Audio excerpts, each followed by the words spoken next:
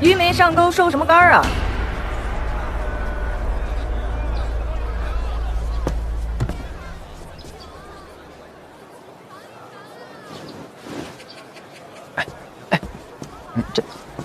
这谁呀？北齐圣女海棠朵朵。怪不得老师不带师娘来江南。哦，说错了，老师肯定问心无愧。您这嘴啊，还是要学学分清楚啊。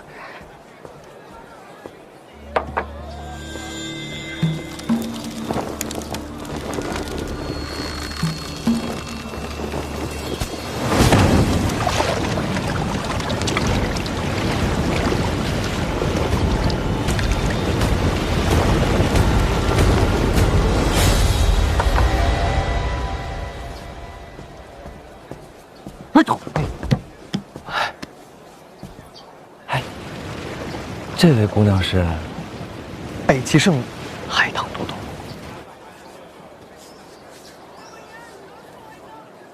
伸个脑袋跟那看什么呢？啊，我看这江南好风光啊！我先跟你们说清楚啊，这事儿跟我没关系。我也好奇，她为什么出现在这儿。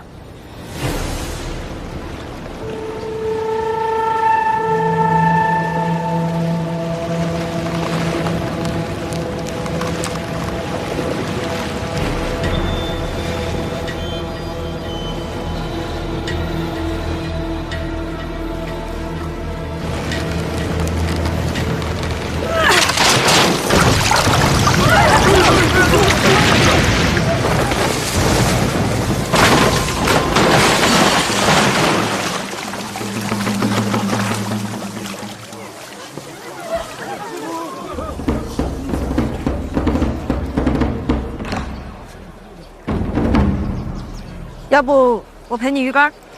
北齐圣女踏足庆国，郊游不行吗？今日之事与你无关，让路。早就想领教一下四部剑门下绝学，要不今天？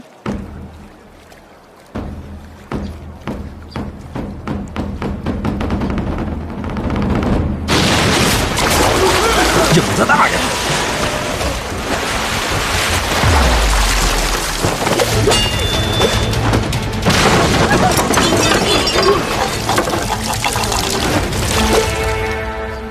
哎呀，飞那么高！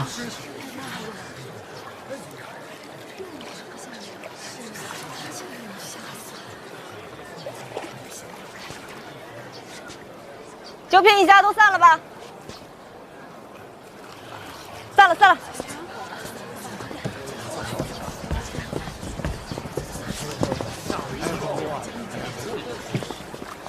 哎，您不能上去啊！哎呀，让开让开，上面人我都认识。哎！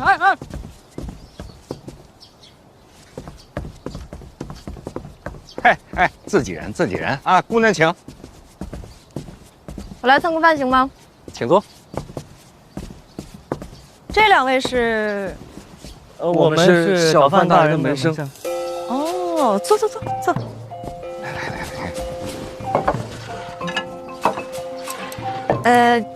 干净的可以用。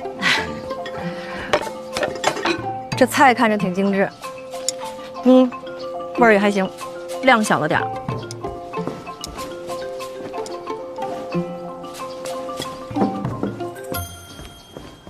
你来江南办事儿？不是你让我来的吗？这话怎么说啊？你写信跟我说要交流两国功法嘛，我知道你在江南，我都给你带过来了。等会儿啊。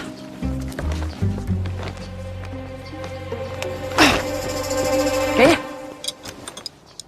千一道心法，这不是北齐苦河的不传之秘吗？我确实跟你写过信，想要交流功法，但我没想到你能亲自送到江南来。这么去，回头我也送你一本。送我什么呀？我的霸道真气啊！干嘛？这不说好的交流吗？有来有回。行。哎，这真是多谢你了啊！多久不见，变这么矫情了？不是，我知道这天一道心法到底有多珍贵，真没想到我这一封信你就把它给我了，咱俩这交情。听说你成亲了，啊，就当是贺礼了。太贵重了吧？我也这么觉着。啊？我是舍不得啊，我老师让我送的。苦荷大师让你把这给我，那不然呢？难道我给你偷来的呀？这大师随礼都这么重的吗？谁让你是叶青梅的儿子呀？我老师说了，这心法呢本来就是你娘的，现在算是物归原主。哪儿都有我娘。你命好，哎，刚才那边出手也得谢。这你谢不着我。那水里埋伏的那个影子才是你的杀手锏。哎，你是不是早知道那云之兰要来啊？别说云之兰了，连影子在江南我都不知道。你不知道？那太奇怪了。他水里埋伏的那位置也太巧了，怎么看也是有人泄露了秘密。我真不知道，我比你还困惑。算了，不关我事儿。吃啊！哎，你成亲之后过得怎么样？挺好的。那我就放心了。啊，司理里让我问的。哦，他过得怎么样？别问。对他来说，不再问候才是最大的安慰啊。你还是研究一下，这是鸭肉还是鹅肉？你不认识啊？说这个啊，这不是鸡吗？盐水鸡是吧？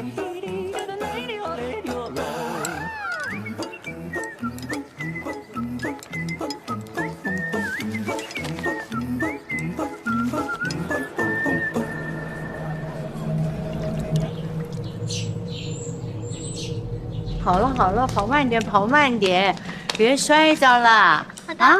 别跑了啊！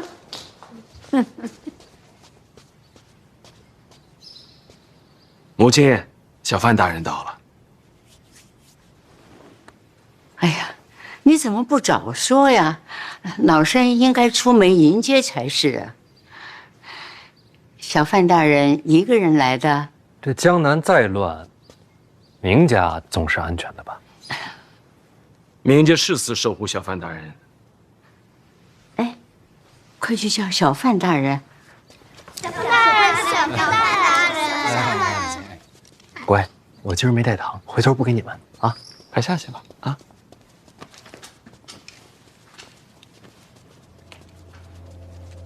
母亲，您这儿还没完事儿呢。哦，再磕2个头就礼成了。大人请坐，我先陪大人聊会儿。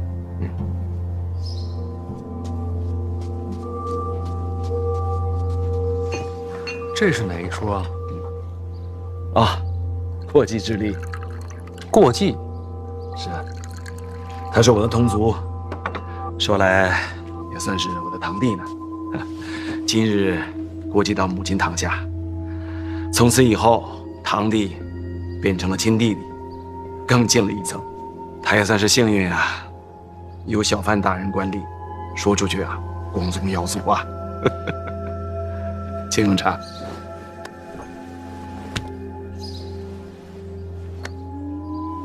行了行了，礼成了，别磕了。来，起来吧。来，拿着。哎呀，从今往后，你我就是亲兄弟了。我这个当大哥的，好歹要尽一份心意吧。我呀，年纪大了，没你想的周全。啊，些许小事，若劳烦母亲挂心，我这个家主不白当了吗？你看，母亲都发话了，哎，快拿着吧，孩子们也有。来，孩子们也有啊，快来。去吧。从此以后啊，我就是你们的大伯啊！以后我做主，我说了算，听见没有？来，每个人都有。谢大伯，谢哎谢，大伯，啊，谢谢大伯。拿出去买糖吧，啊，去吧。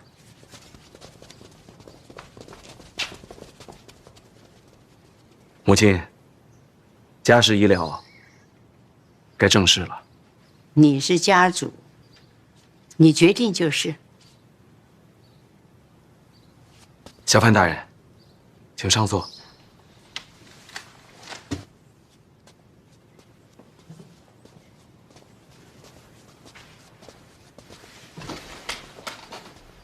哎，这既然礼都成了，还跪着干什么？啊，今日码头明某答应过小范大人，天黑之前给你一个交代。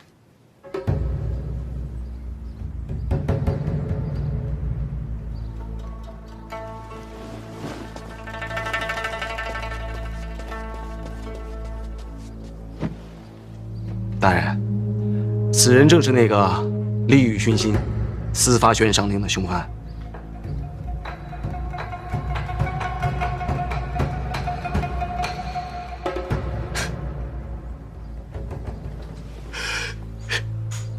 他，凶犯。哎，这不是你刚从堂弟变成了亲弟弟吗？动机呢？利欲熏心，八成是投名状吧。大人南下，动了别人的利益，他可能就是一个马前卒。动了明家的利益，名下哪配呀？大人，三大房隶属皇室，我们明家也就是一个帮忙当差的。所有的公房器械、人员主事，都是由转运司监管。即便是那些商贾买卖，真正的银钱，也都是要上交长公主殿下的。说句难听的，我们明家就是被养的看门的狗，牵狗的链子放在谁的手里，对于我们都一样。您说是不是？狗也会咬人，野狗才咬人，看门狗讲究的就是忠诚。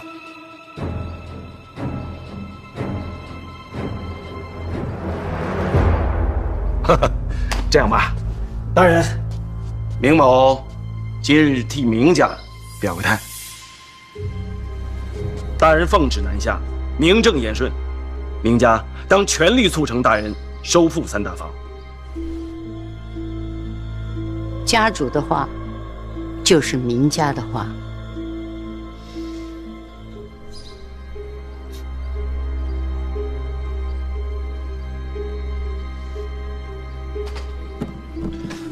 好，好，好，这交代有了，立场也稳了，那这人怎么办呢？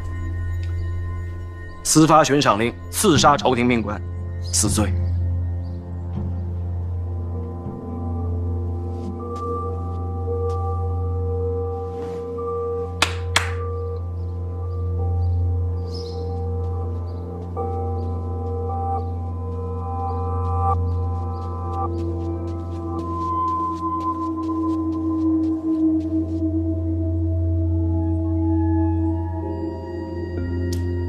小范大人，明家绝不徇私，就请大人对凶犯明正典刑。你们好歹让孩子先下去啊，这都看着呢。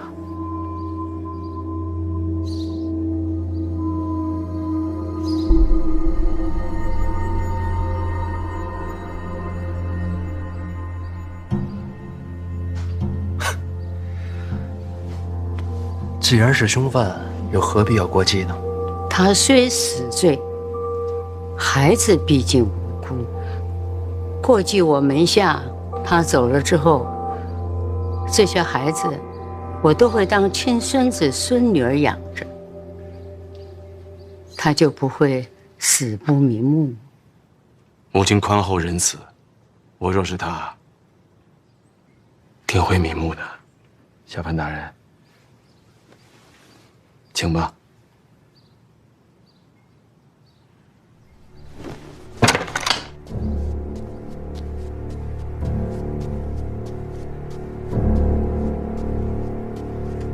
这是凶手，正是。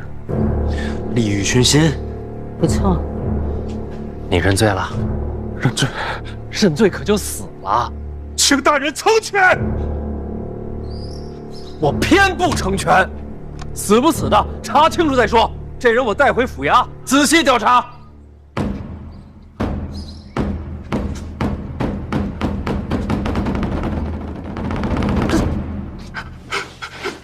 哥，能不能让孩子先下去？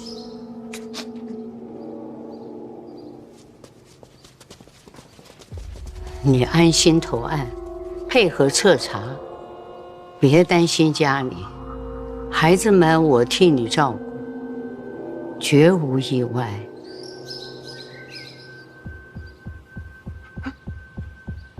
来几个人？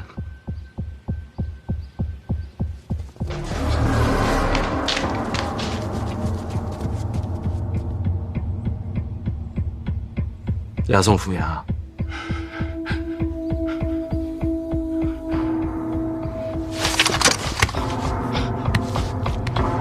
小潘大人来！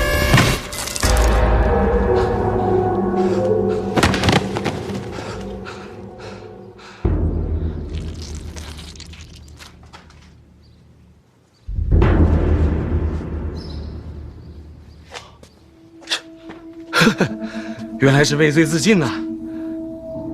大人，你没事吧？没有溅到您身上血吧？血都让你挡着了，我见什么呀？啊？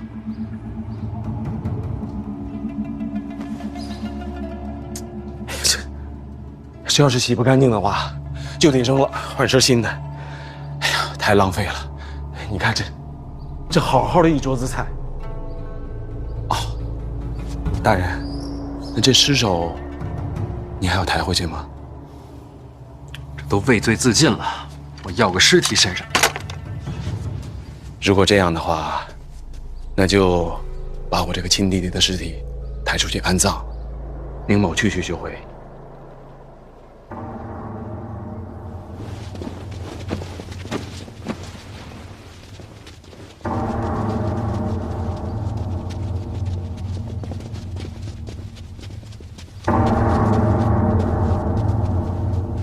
范大人，大人筹银送灾民回家，叫人钦佩。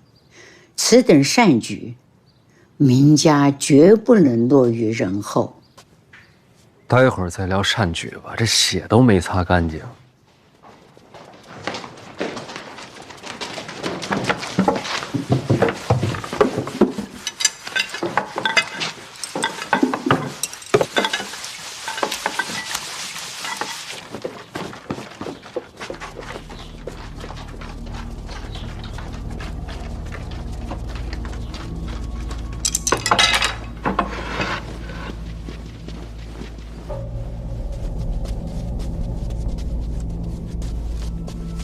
诸位乡亲，该说的也都说了。明家行善，刻不容缓。大家都干了吧，干了吧。家主，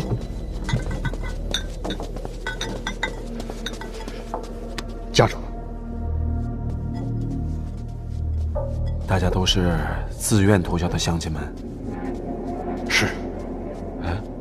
怎么很多人看起来那么面熟啊？都是为了咱们闵家。啊，好，老伯，快请坐，快请坐。是的。辛苦了。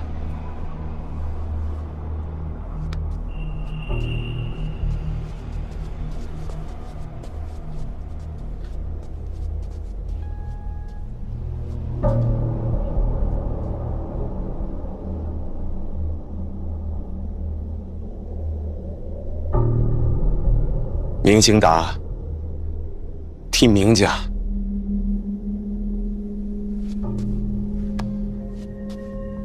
谢过诸位父老乡亲。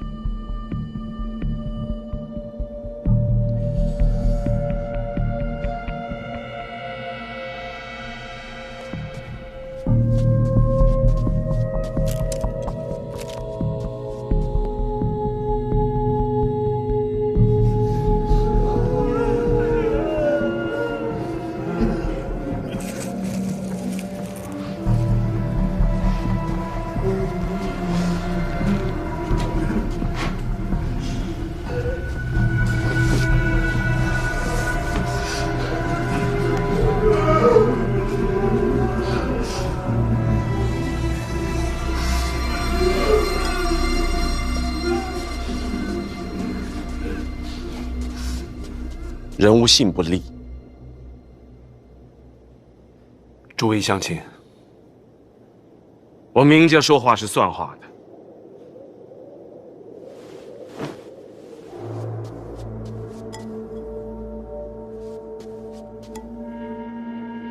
这碗酒之后，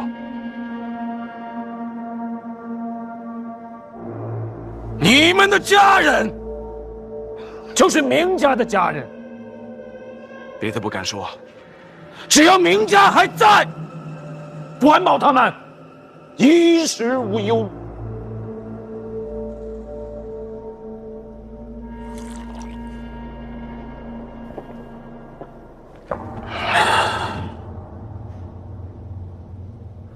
乡亲们，往生再见！感谢家主，家主大恩大德。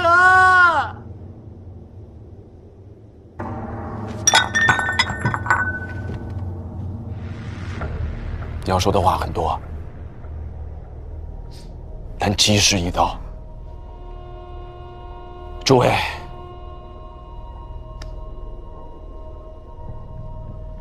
一路走好。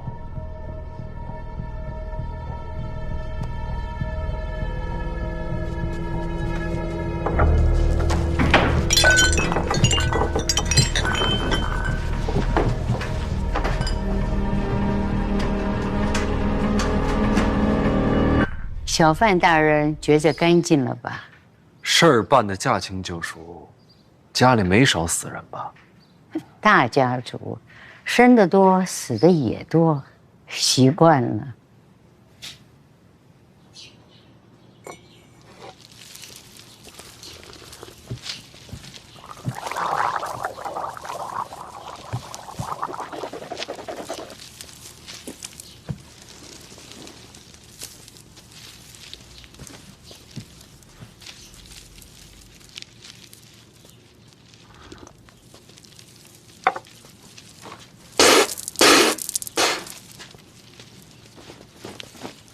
人数别弄错了。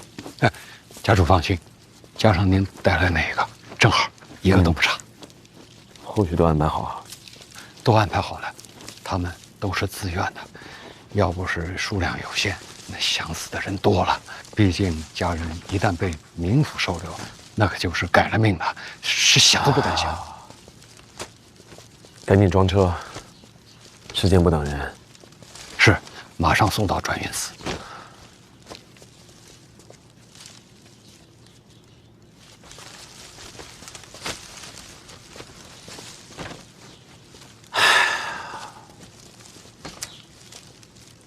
作孽呀！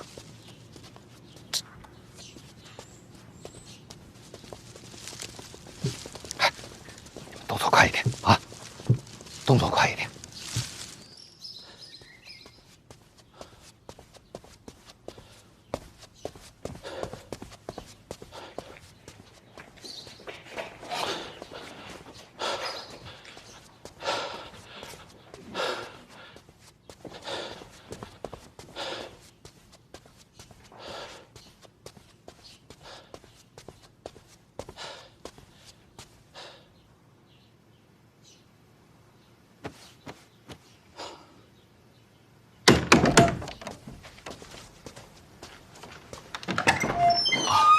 谢先生，您找我？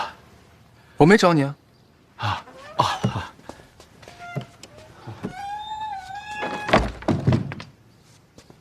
哈哈，谢先生啊，这个屋啊，要多开窗，勤通风啊。谢先生，坐呀。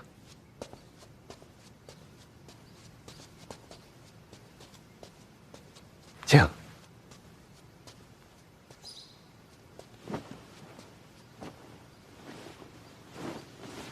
听说范闲来了。啊，是。老太君的意思，非要给他一个交代，说是悬赏令一事如不早日解决，我明家就会有灭门之祸呀。谢先生，不瞒你说，我已经劝过他了。名义上我是家主，可毕竟人微言轻啊，什么事儿都是家母说了算。令堂这话其实也没错。谢先生此言差矣啊，为人处事当光明磊落，岂能手鼠两端呢？我明家既然已经投效了长公主和二殿下，就不能再与范闲多来往，我们是要避嫌的。明家主心里记得这道理就好。时刻未报。先生放心，明家对范闲只是虚与委蛇。以我刚烈的性子，就算是把我们明家斩尽杀绝，我也不会给他好脸子看。倒也不用过于担心，我也给你透个底，2天之后就是范闲的死期。2天？此话何解？长公主登门访客，已然事成。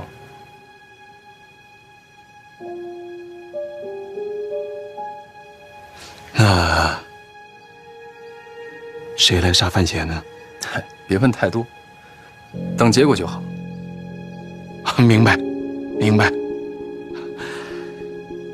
有您这句话，我就彻底放心了。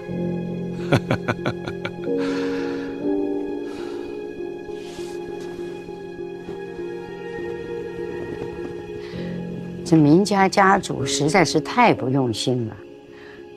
那边刚刚死人，范大人肯定倒胃口，在这儿还是比较亲近些。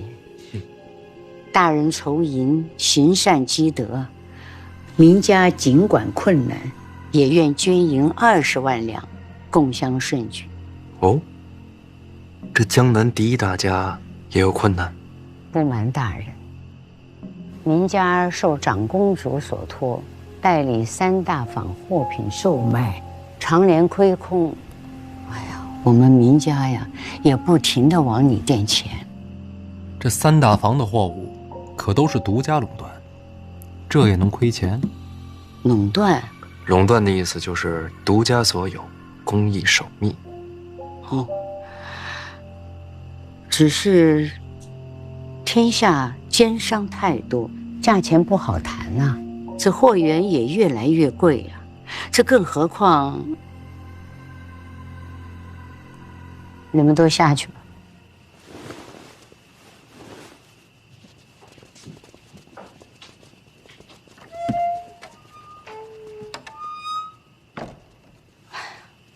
这何况银钱入库，都得在长公主那儿过一手，所以这内库亏空也是在所难免。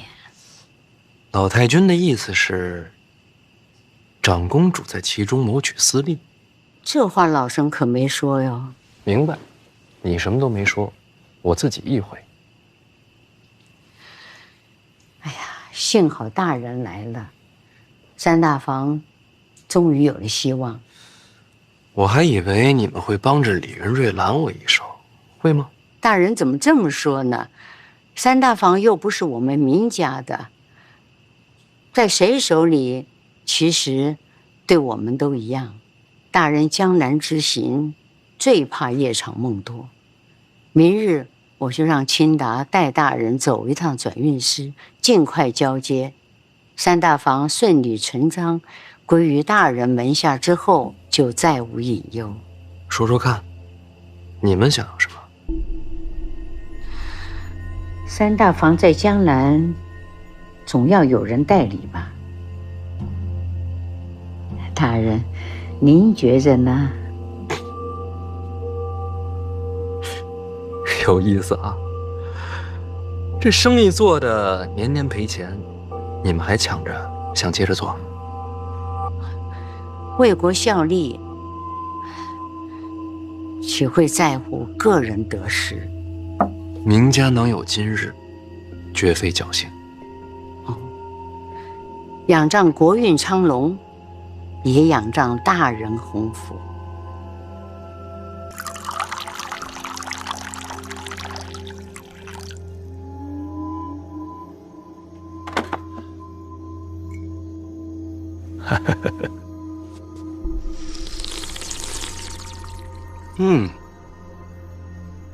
好茶呀，好茶好茶。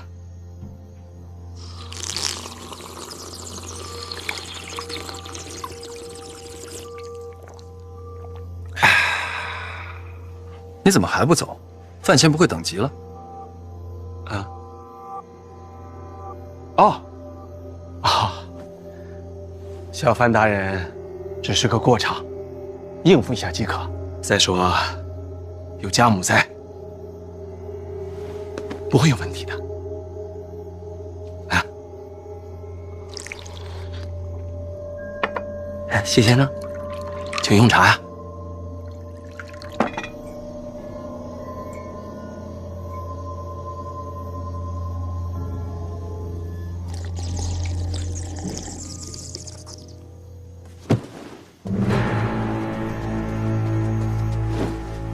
这怎么回事？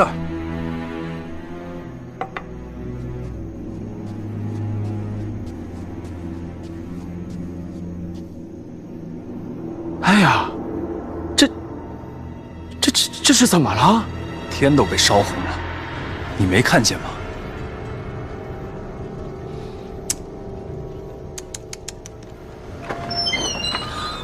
哎呀，这桥子走水了。小范大人，小范大人，小范大人，出大事了！我让人去看了，好像是转运司起火了。内库转运司？正是。三大房库房所有器物，代代工房人员都在转运司呢。不过大人放心，我来通报之前，已经让名家上下尽数前去救火了。家主觉得这火谁放的？不会是人为的吧？毕竟烧了转运司，对谁都没有好处啊。哎呀，幸好我今晚在明家啊，不然怕不是要怀疑明家放火呀。小范大人，明家就是吃了雄心豹子胆，也不敢做出这种事。我知道，当然不可能是明家放的了。毕竟我自己就是人证。不对，也不好说整个明家啊，毕竟家大人多，死的也多。不过最起码老太君和家主肯定是清白的。明某以信义起誓，无论如何，也要助大人踏进真相。这火烧的夜都亮了。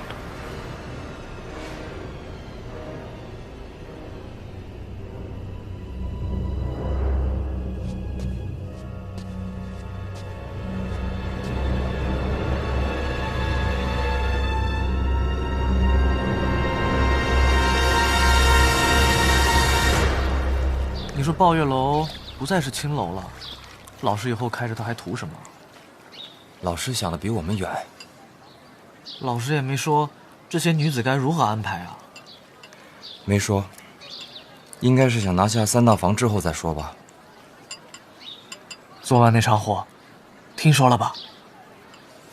转运司烧成一片废墟，三大房没了。早不烧晚不烧，偏偏老师来了江南再烧，三大房没了，内库就撑不下去了，这也太巧了。我就不相信，能有这么巧的活。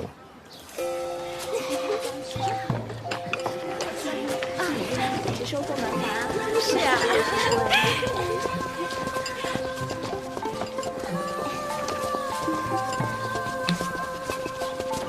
哎，还有，那圆梦在江南下落已然查明，接下来不抓吗？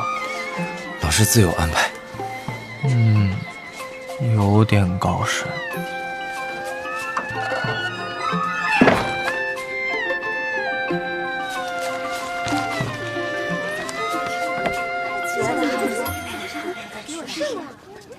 大人，我回来了啊！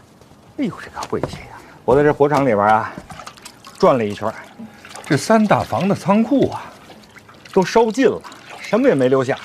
这火灾原因啊，不好查。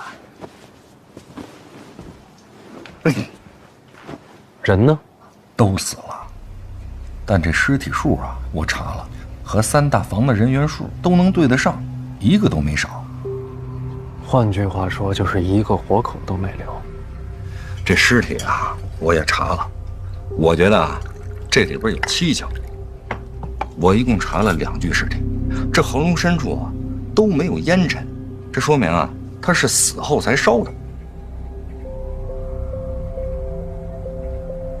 但是呢，我怕打草惊蛇，所以呢就只查了这2具。这火灾啊，一定不是什么意外。具体线索有吗？烧得很干净，什么都没留下，没什么线索。你觉得三大房意味着什么？内裤，还有无尽的财富。那烧了三大房，对谁有好处？对谁都没好处。所以说这把火，烧的只不过是三大房的名字。您的意思是，这里边另有玄机？老王辛苦，守住后门。这把火要是真有蹊跷，这消息就该快到咱们这儿。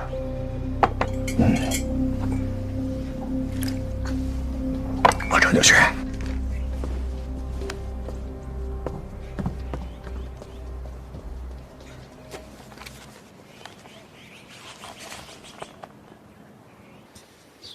饭前回到住处，再无外出，毫无动作。他住哪儿啊？抱月楼。就是京都的青楼。对，京都青楼的江南分号。孩儿从来都没有去过，只是道听途说。看来小范大人正气凛然的，也逃不过酒色财气。我还以为他会大张旗鼓地查这场火呢。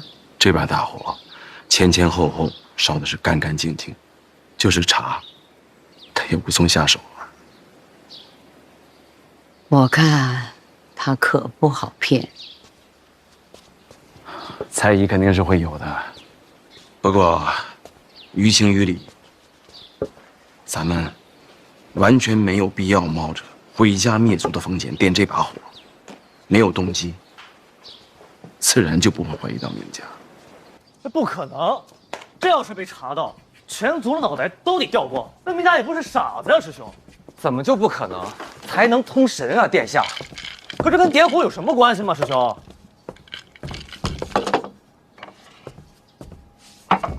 我执黑子。为什么你执黑子啊，殿下？啊，因为是殿下。那行，拆迁吧。我还是觉得那场火它就是个意外。可我就觉得是明家放的火，明家暗中染指三大房多年，老师奉旨接手，明家必定不愿呀。可老师已经到了江南，这三大房交了还是烧了，他都不属于明家了，他为什么还要铤而走险？这可是杀头的罪啊！若是库房早就被明家一点点搬空了，是不是就说得通了？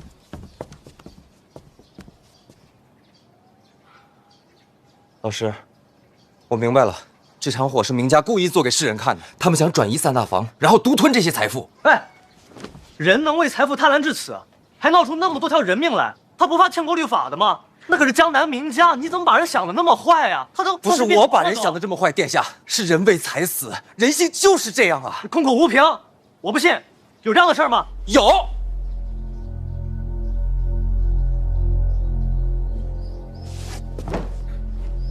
殿下有所不知，我就是这样。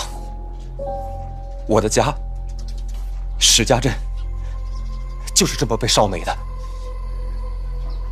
府衙送来的报灾文书上说，天干物燥，意外起火。一镇子的人的殿下，全死了。他们不会跑吗？然而他们就用意外草草结案了。我不相信。您觉得呢？您觉得是意外，还是人为？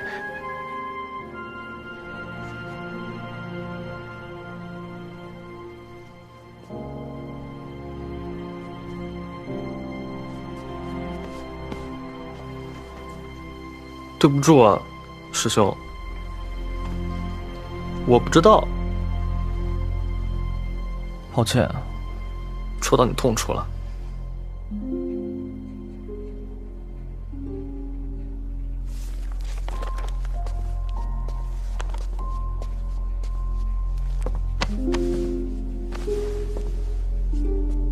你不明白的事情有很多，才能通神，也能使人不再被人。谢必安那边怎么样？谢必安那边也没有怀疑，毕竟这些年来外界一直传闻，我们母子为了家主之位争斗不休，可实际上啊，我们是母慈子孝。长公主也不会想到，此次我们母子联手，布下如此大局。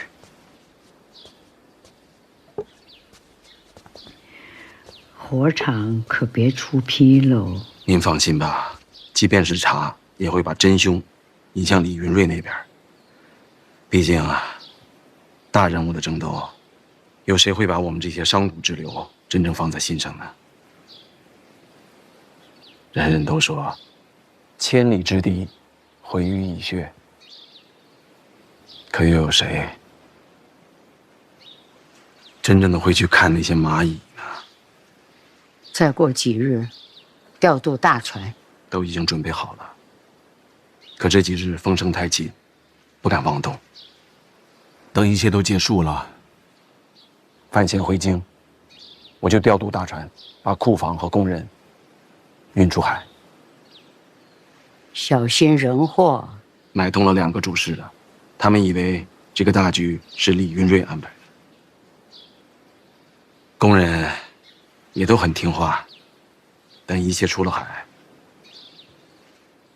就尘埃落定了。哼，看来你是越来越不需要我了，自己全都安排好了。都是母亲教的好，哪有孩儿半点功劳？哎呀，我这腿呀，越来越拐不了弯儿了。哎，看来我就是个废人了。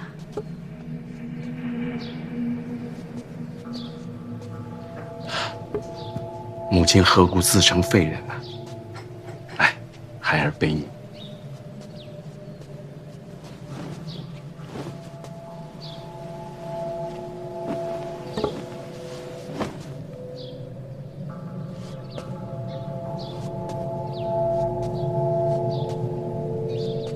你这家主越当越稳了。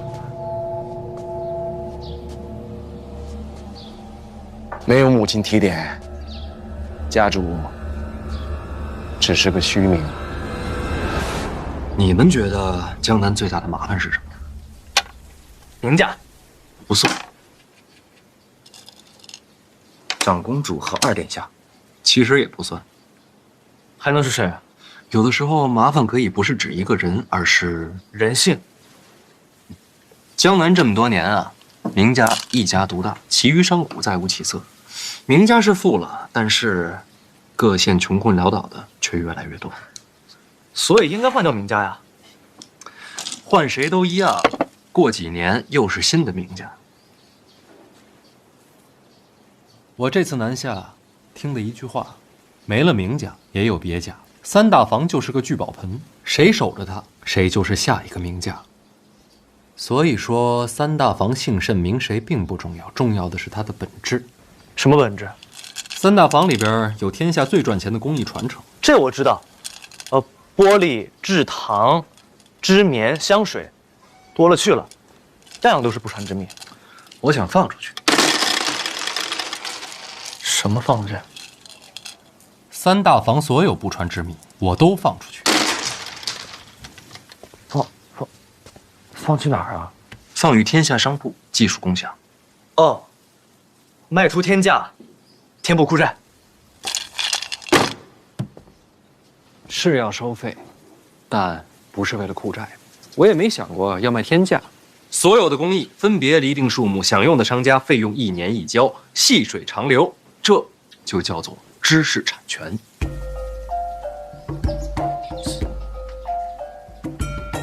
可这么一来，内库所有独占的秘密就都没有了。可这样一来，天下众生就有了希望。可内库是皇家的呀，天下万民不也是皇家的吗？这说的好像也对啊。我选知识产权这条路呢，就是觉得真正的财富不该是一家一户，也不是什么皇家商铺，而是天下共进，藏富于民。这条路若是走成了，或许能让那些不被重视的性命多少有些分量。老师，这条藏富于民的路，父皇知道吗？先把事儿办成，再回京都交差。老师，我觉得还是先请旨。这种事情先斩后奏，我怕父皇他雷霆真怒。要做成事儿啊，就不能瞻前顾后的。这种事情先斩后奏，我怕父皇他雷霆真怒。要做成事儿啊，就不能瞻前顾后的。我不看好这条路，但我就当什么都不知道，也没听见，更不会私下上奏告知父皇。多谢。但我真不看好。你呢？我也是。你也不看好？是。我这条路表面上瞧着损皇家利众生，他是皇家子弟，他不看好是常理。你为何不看好？老师的话，其实我没怎么听懂，但是我相信老师的选择一定是对的。那你还不看好？只是这世上大多时候，对错并不重要。老师的这条路，动了太多人的利益，我担心这么走下去，终将四面树敌，荆棘密布。这世间常有人说，对错并不重要。但如果对错一直不重要呢？一直没有人尝试去改变，那三大房的火，史家镇的火，就永远也不会熄灭。老师，这条路我虽不看好，但我愿意陪您走下去，哪怕燃尽此身，亦不言悔。我和师兄一样。你们真的这么想？知道你疯，不知道你这么疯，还带着皇子一起疯。偷听啊！我可不是故意的。老师，学生们先告退了。啊，走吧，我们还没下棋呢。坐吧。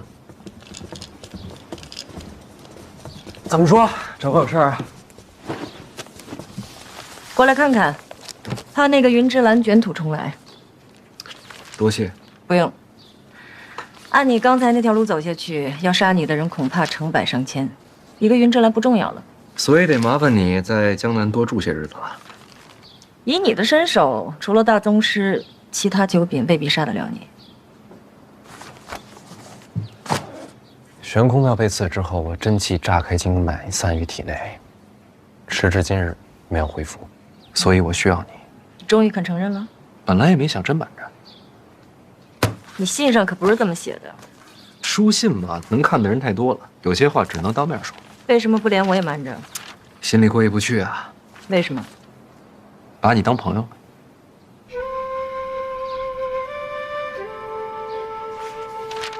你我一共才见过几面？你别说，人跟人啊，有时候就这么奇妙。有的人认识一辈子，不过点头之交；有的人只见一面就能托付生死。这话你听了别觉得矫情。我这辈子遇到不少人，可能当朋友的寥寥无几，你算是一个。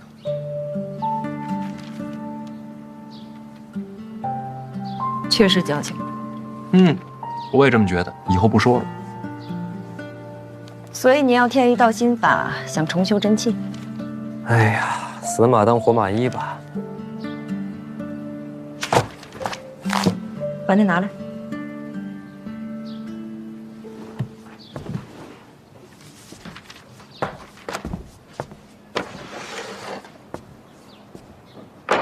你要干什么？磨磨。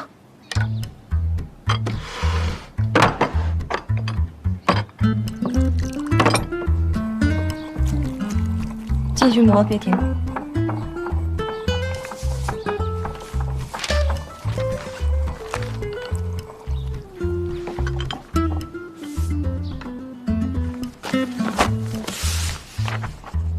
你改了什么？师傅做了点手脚，这心法是假的？也不全是假的，大部分都是真的，只是动了几处。那我要是照着这个动了手脚的练，会怎么样？也能重修真气，但是到不了9品，搞不好变个白痴什么的。这么歹毒？这苦荷不是说这是我娘给他的吗？对呀。物归原主，他还动手脚？毕竟你是庆国重臣，理解理解。别等会儿，这事儿你知道？我当然知道。那你也不提醒我？信任是相互的，你不坦诚，我怎么敢交心？你猜到我真气出问题了？你跟我写信要心法，傻子都能猜到，你肯定是遇见了意外。如果你跟我隐瞒实情，那练成了白痴也是你自找的。这么狠心吗？以你我的身份，朋友2字何其沉重。那你把这个改回来，苦荷那边怎么交代？不用交代，图在外，生命有所不受。多谢，世上还是好人多。真矫情。笔给我。干嘛？给你画幅画。什么画？之前给你那本《霸道真气》，少给你几幅画，硬练啊，容易七窍流血。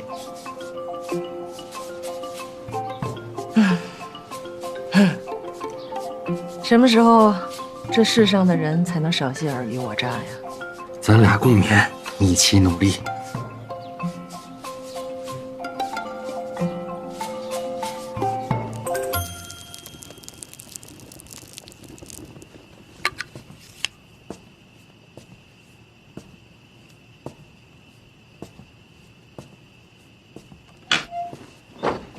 大人，您看看谁来了？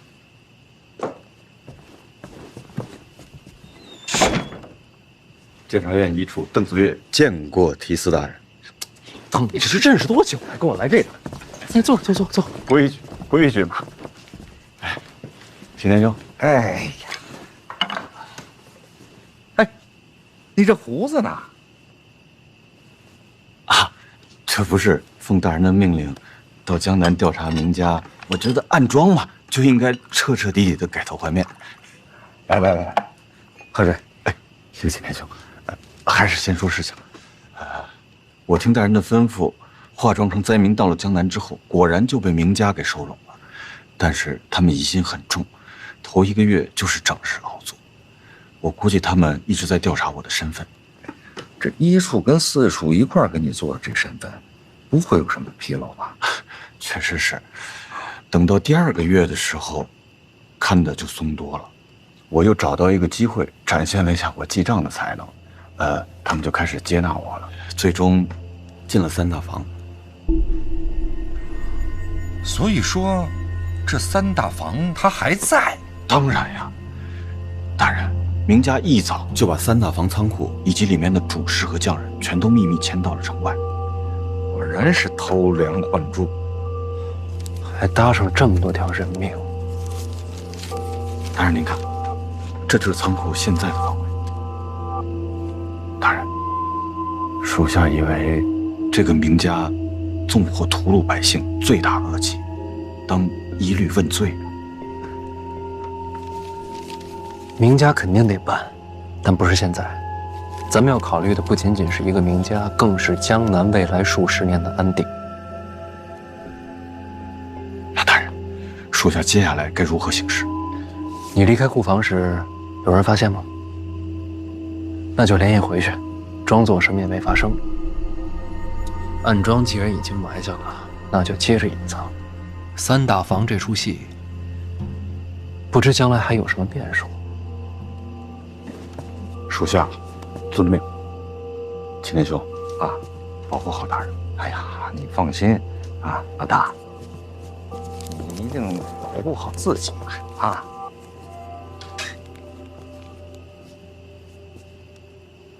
走吧，留步，哎。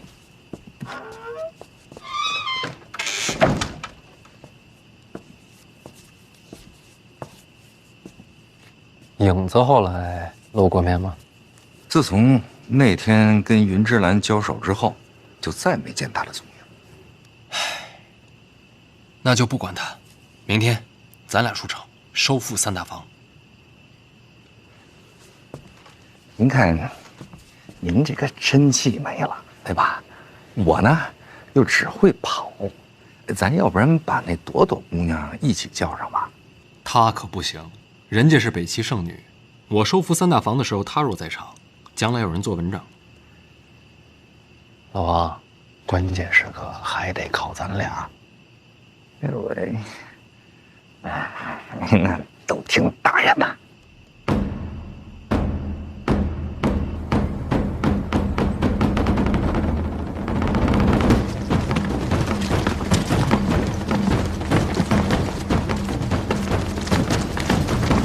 范闲驾马出城，刚刚送来的消息，出城之后前行的方向正是如今三大房库房所在。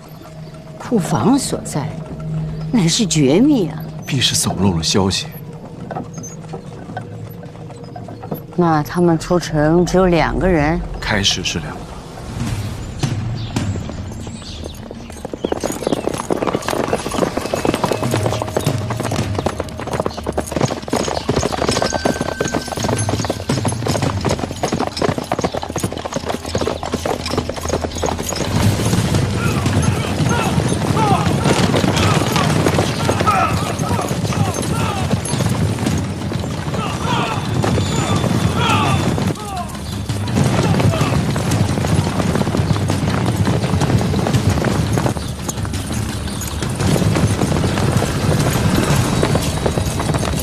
还有骑兵，是监察院的直属黑旗。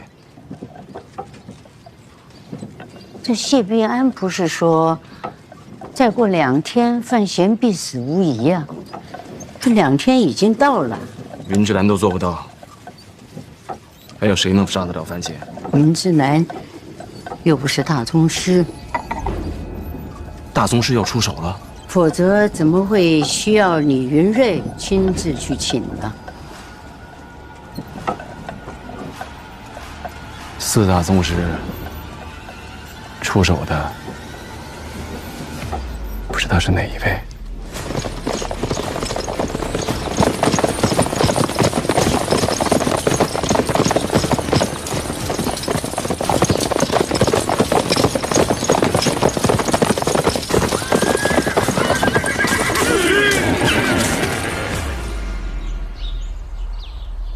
影子大人，我还以为你会一直躲着不见我。咱俩的事儿回头再说，现在马上回城。现在可不能回城啊！这眼瞅着就拿下三大房了。叶流云正直剑向苏州城一路行来。苦河远在北齐，四顾剑不愿出手，那就只剩下1位了。叶流云。那叶流云是咱庆国的大宗师啊，怎么会对咱自己人下手呢？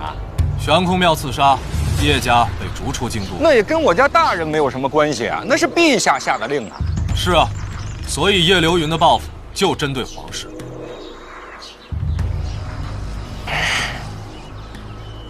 大人，要不然咱回城去？这叶流云他不会在闹市之中出手，对吧？再不行啊，咱就乘船离开这江南。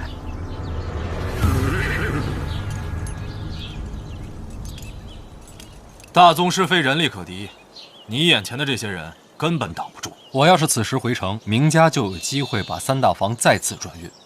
有了这次教训，他们就会把三大房化整为零，散落江南各地。也就是说，要想夺回三大房，只能以快打快。现在就是唯一的机会。可谁来挡住叶流云？他多久到？离得倒是远，可凭大宗师赶路的手段，几个时辰就到。我娘的产业，我想夺回来。哎呦，大人，我这月银我真是要少了我。你们这不是寻死吗？站！站！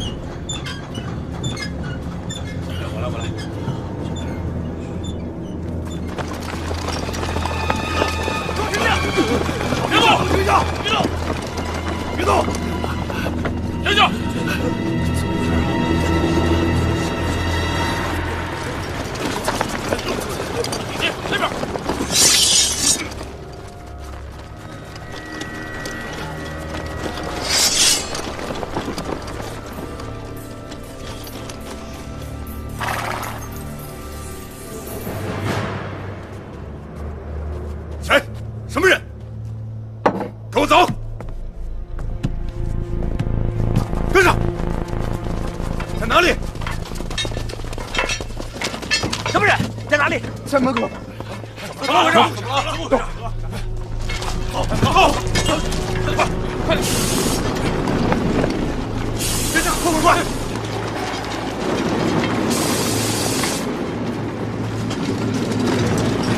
别动！别动！别动！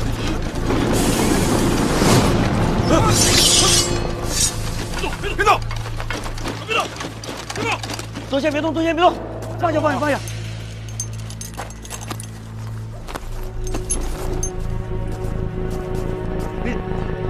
你们都是干什么的呀？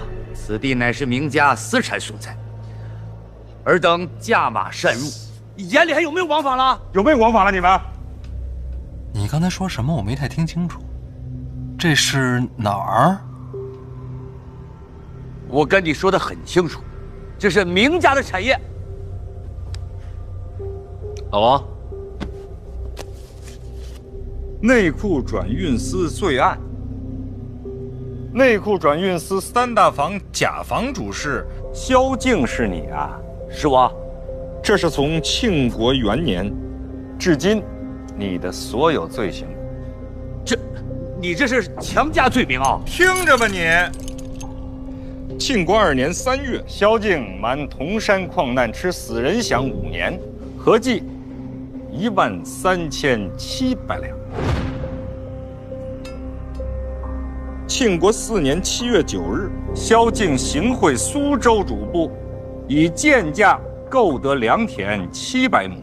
庆国6年正月，以萧敬为首的三大坊主事，并一干司库拖欠工人工钱累计逾万，引发暴动，死14人，伤50余人。你这吃饷行贿或还可商议，致人亡命，就真是罪无可恕了。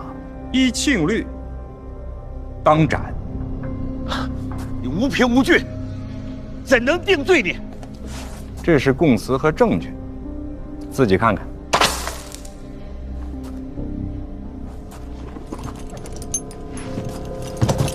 若是论罪，也该开堂审案了这。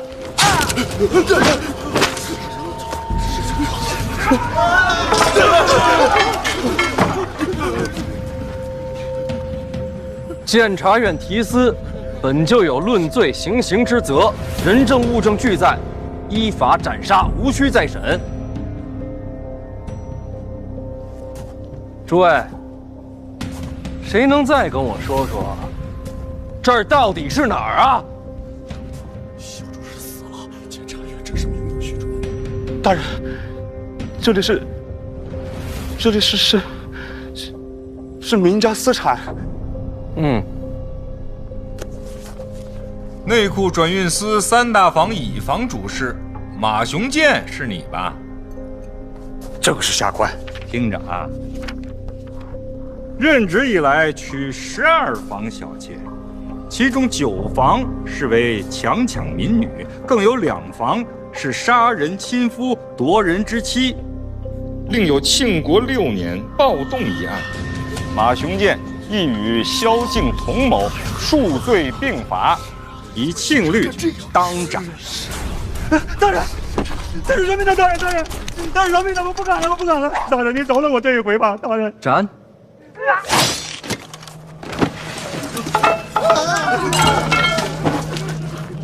你们都给我听清楚了，我人刚到江南，不代表我什么都不知道。天下有什么事儿，能瞒得住监察院呢？这儿还有一位姓胡的主簿在哪儿呢？这儿。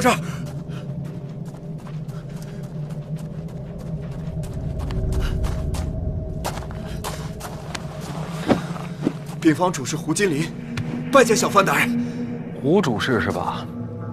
你来说说，这儿是哪儿？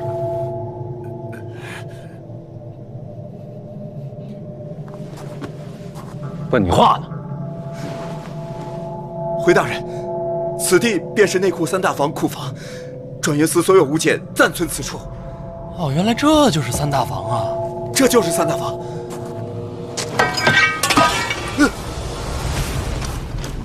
监察院提司范闲，奉旨交接掌管三大房。范某领旨办事，诸位可还有什么异议啊？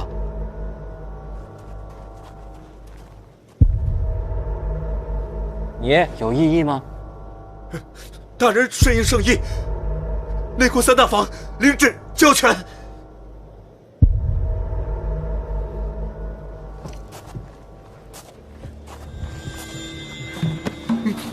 你应该庆幸自己手上没有人命。三大房内可有专门冶炼铁器的器械？有，集中在一个库房。起身带路。好，都给我闪开！闪开！闪开！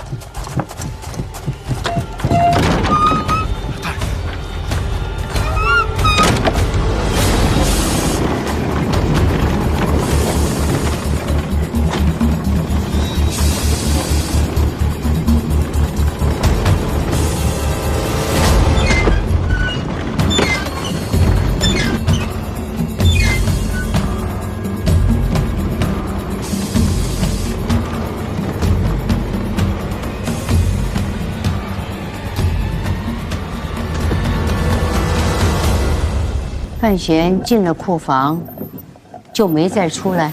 是，门关着，但是可以听到里边有金铁交击，炉火点燃，但是就不明白他在里边做什么。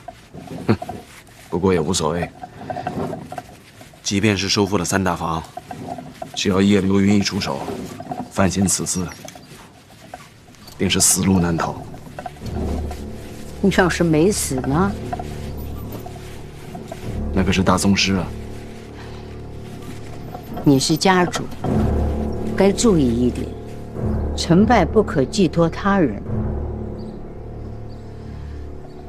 范闲如果没死，会是什么结果？明家争夺三大房，那可是抄家灭族的罪。谁说是明家？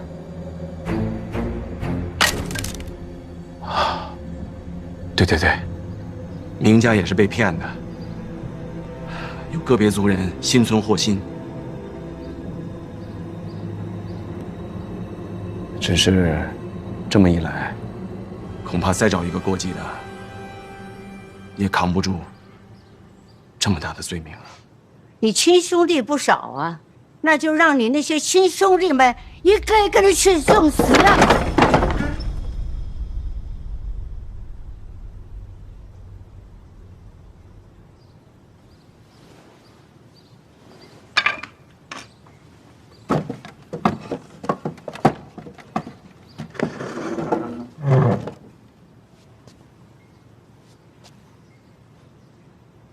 某些息怒，我那几个亲兄弟，别说一个一个去死，就是一起死，也是您说了算。可是怕是这样，也扛不住吧？那还不简单？你和我选一个献祭出去。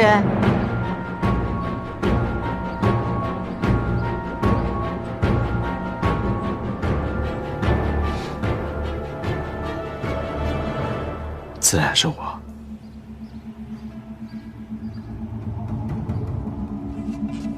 孩儿再贪生怕死，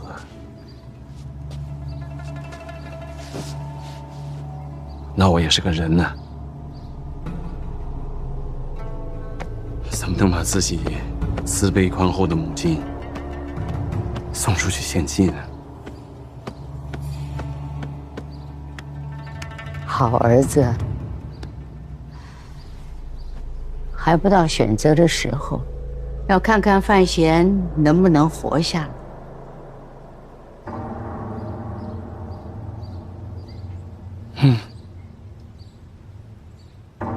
母亲说的对，不过这一次范闲